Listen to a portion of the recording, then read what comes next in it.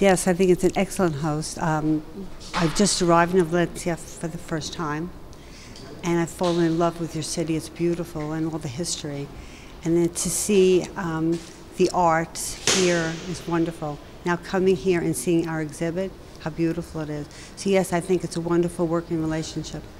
I think the museum is beautiful, and I think you show so many different parts of, like the photography downstairs, and the new exhibit that's going up is beautiful from Argentina. So yes, I think it's a beautiful museum, and people from Valencia, we can be very, very proud of what you have here. Well, topography is very important. If you don't have topography, you have no signage.